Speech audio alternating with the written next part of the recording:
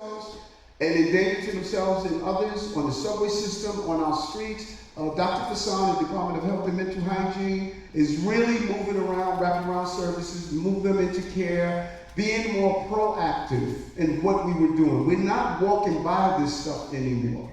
We're not saying that this is just life in the big city. That is not what we do. I spend hours on the subway system dealing with how are we engaging people who are dealing with severe mental health illnesses. And so I'm with you. I'm also with you by something you said. You are doing your share. That would never come out of my mouth, that this community is not doing this share. This community has some of the most folks who are employed in nonprofits. They do a lot of volunteerism. You are doing your share. So I'm not part of the gang that says, hey, Upper West Side is not doing your share. You're doing your share. You know, it's called for all of us to be, but more than our share right now.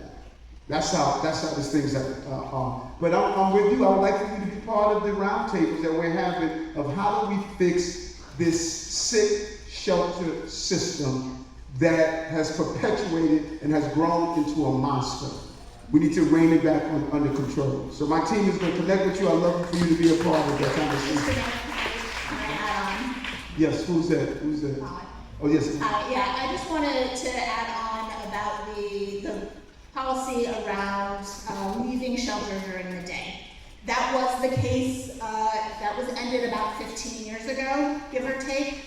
At this point, individuals, families in shelter, they may have to leave their dorm. The individuals would have to leave their dorm so that we can clean it, but there is space in shelters where people may stay. We absolutely agree that it is not a good idea to have people roaming the street. The idea is that people are inside, that they are getting connected with services, whether that's healthcare services, employment, housing. Nobody is forced to leave the shelter, full stop. But with that said, you know, Molly is not saying that even when they're not forced to. My home in Brooklyn was around Bedford and Atlantic. And all day, every day, people they were outside.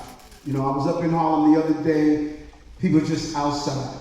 Now, that's on steroids when you tell 60,000 people that you can't work.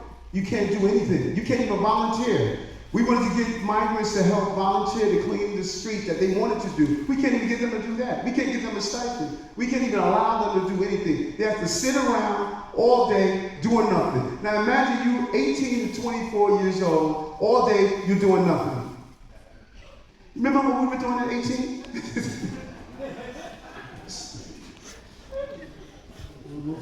I was learning to program my computer. Hi, my name is Mary Ivancho. I've lived on the Upper West Commodore Side for 64. 44 years. New York City is